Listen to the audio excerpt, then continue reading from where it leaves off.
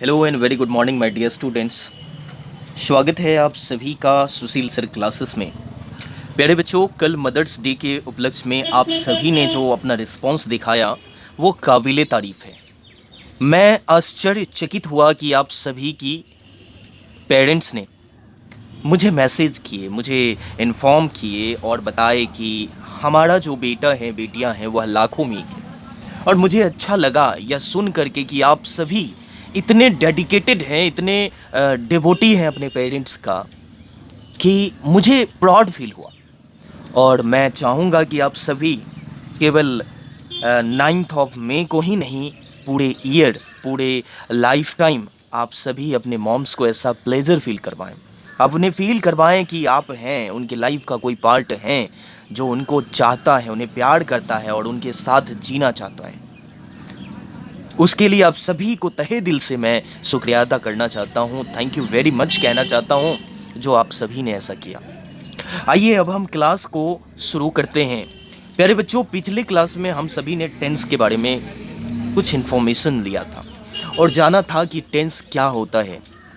हमने जाना कि टेंस टोटली ग्रामेटिकल पार्ट है जिसमें क्रियाओं के स्वरूपों की अध्ययन करते हैं। हम सब क्रियाओं के स्वरूपों के विभिन्न एस्पेक्ट्स को अध्ययन करते हैं हम लोग। और उसी संदर्भ में हमने ये भी जाना जो इस टेंस को हम लोग 3 वर्गों में बांट करके इसको जानेंगे, जिसमें से पहला हम लोगों ने जाना, जो पहला पार्ट है प्रेजेंट का है, दूसरा पास्ट का है और तीसरा फ्यूचर का है। फिर हमने इसके सब हेडिंग्स को जाना।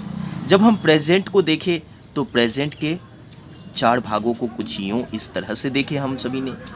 पहले पार्ट पे आया present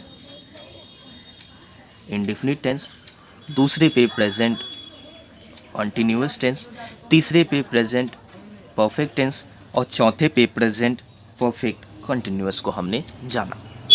as well as past का भी कुछ यूं ही सब काइंड्स हैं, फ्यूचर का भी यही सब काइंड्स है। डियर स्टूडेंट्स, आज जो हम सभी को डिस्कस करनी है और जाननी है वह प्रेजेंट टेंस के पहले काइंड को जाननी है। और ये पहला काइंड क्या है? तो पहला काइंड है प्रेजेंट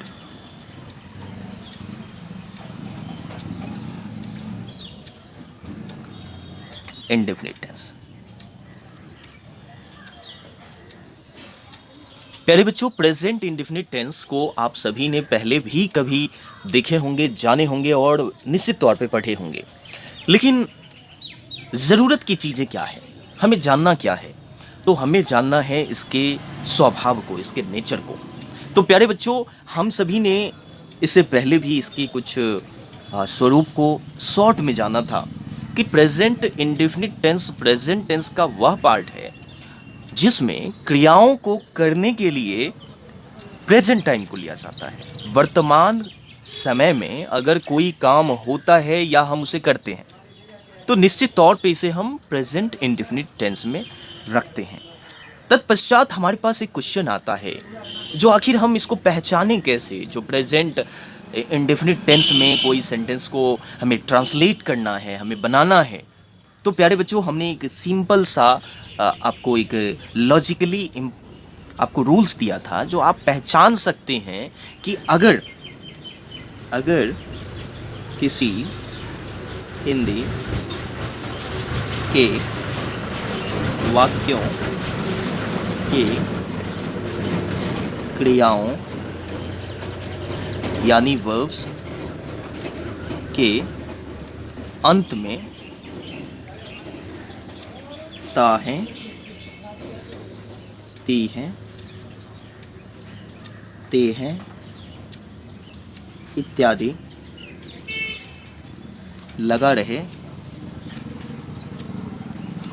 तब उस वाक्य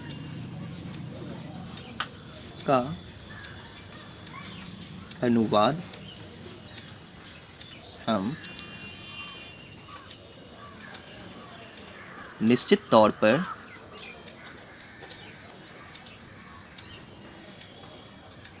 प्रेजेंट इंडेफिनिट टेंस के नियमों को ध्यान में रखते हुए करेंगे। प्यारे बच्चों, आप सभी जानते हैं कि कोई भी ट्रांसलेशन बनता है तो सबसे पहले हमें उसके आइडेंटिटी पता हो, उसके पहचान पता हो, तो हम इसे पहचान कह सकते हैं। आखिर हम किसी भी सेंटेंसेस को कैसे पहचानें कि ये प्रेजेंट इंडेफिनिट टेंस में है? तो आप देखेंगे कि हिंदी में लिखा गया वाक्य के अंत में, उनकी क्रियाओं के अंत में लिखा रहता है ता हैं, ती हैं, ते हैं इत्यादि लिखा रहेगा। इससे आप यह जस्टिफाई कर पाएंगे, इससे आप यह पहचान पाएंगे कि अमुक वाक्य जो है वो प्रेजेंट इंडेफिनिट टेंस में है।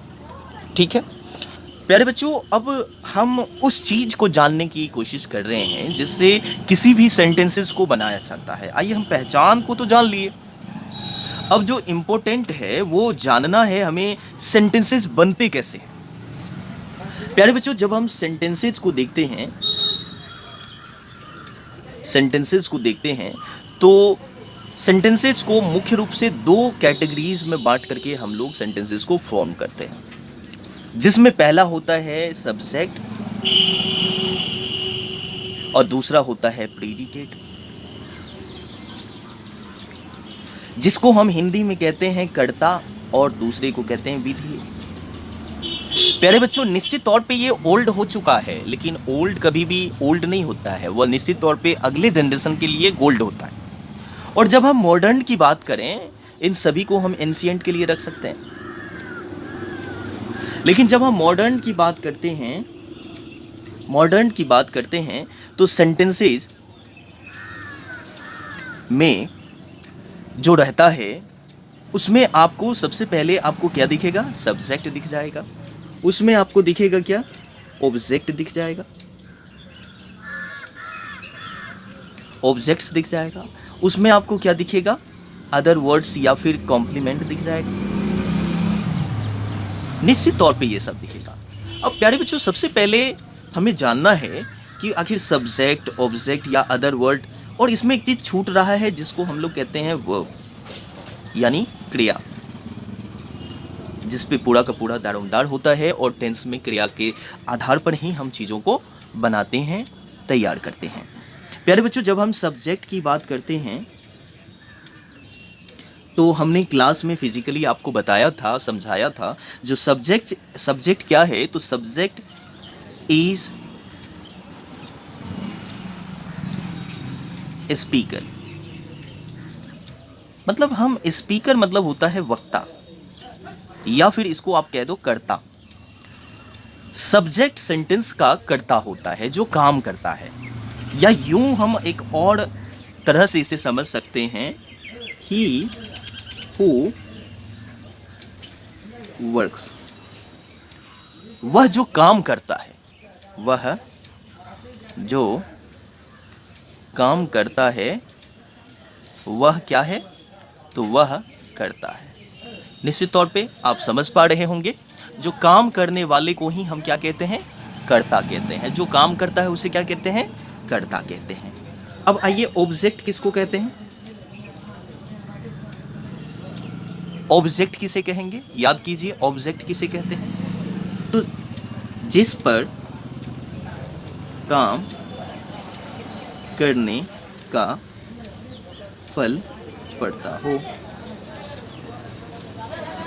आप यूं कह लेंगे, जो जिस पर काम करने का फल पड़ता है वह क्या है? वह ऑब्जेक्ट है, यानी इसे हम कहते हैं कर्म। और लास्ट वन क्या है? वर्ब। वर्ब किसे कहेंगे? तो ऑल एक्शनेबल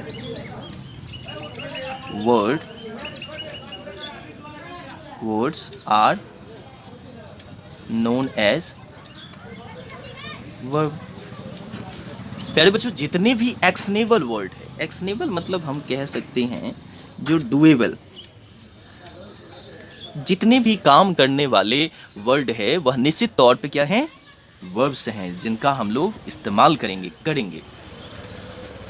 प्यारे बच्चों, इसमें एक और टॉपिक है जिसको मैं आपको बताना चाह रहा हूँ, जो बहुत ही ज़्यादा थॉरोली यूज होने वाला है और आप निश्चित तौर पे इसे जानें, जिसको आप कहते हैं पर्सन। पर्सन्स यानी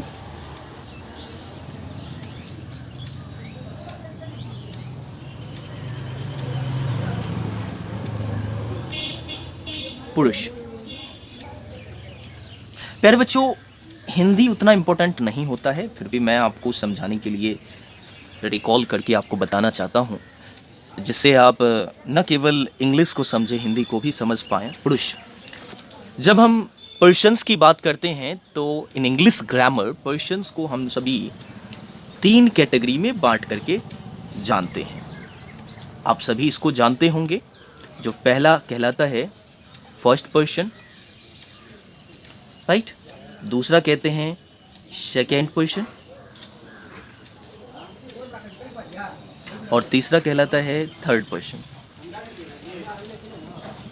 प्यारे बच्चों, फर्स्ट पर्सन कुछ और नहीं, ये भी एक स्पीकर होता है। बोलने वाले को फर्स्ट पर्सन कहते हैं। जो बोलता है उसे स्पीकर कहते हैं। जैसे मैं बोलता हूं, मैं स्पीकर हुआ। हम लोग बोलेंगे, हम लोग स्पीकर हुए। सेकेंड पर्सन में निश्चित तौर पे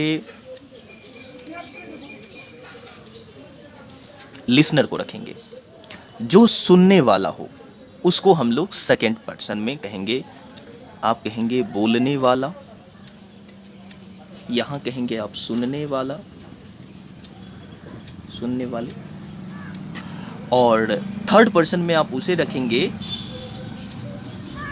जो हमारे बीच नहीं है। फर्स्ट पर्सन और सेकेंड पर्सन के बीच में जो नहीं है, मीन्स वो क्या है? To whom we talk about, जिसके बारे में हम बातें करते हैं। वह क्या है? वह है थर्ड पर्सन। प्यारे बच्चों, जब हम इसके स्वरूपों को देखते हैं तो फर्स्ट पर्सन में हमेशा हम आई को रखते हैं और इसका प्लूरल फॉर्म है वी को रखेंगे। सेकेंड पर्सन में यू को और इसका प्लूरल फॉर्म है यू को ही रखेंगे। थर्ड पर्सन में हम लोग ही, शी, इट या कोई नेम्स, वो भी सिंगुलर। अभी हम लोग इस टॉपिक को जानेंगे, सिंगुलर क्या है, प्लूरल क्या है, जिसको हम लोग नंबर्स में जानेंगे, जिसको हम लोग कहते हैं वचन। प्यारे बच्चों, जब नंबर्स को हम लोग देखते हैं तो नंबर्स के भी टू काइंड है। एक को कहेंगे हम लोग सिंगुलर नंबर और एक को कहेंगे प्लूरल नंबर। इसको कहेंगे एक वचन, इसको कहेंगे बहुवचन। मैं बार बार कहता हूँ, हिंदी उतना इम्पोर्टेंट नहीं है, लेकिन आपको इंग्लिश को ज़रूर याद रखना है। सिंगुलर से वन को डिनोट करेंगे और प्लूरल से मोर देन वन को डिनोट करेंगे। ये सभी के सभी पार्ट्स को आप अच्छे से रिकॉल कर लेंगे, जान लेंगे, जिसके पश्चात हम सभी पूरे के पूरे ट्रांसलेशंस को बनाएंगे, समझेंगे, जानेंगे आखिर ये क्या होता है, नंबर्स क्या होता है। तो आइए शॉर्ट में, इन शॉर्ट हम लोग तुरंत जान लेते हैं जो आज हम लोगों ने क्या जाना। तो सबसे पहले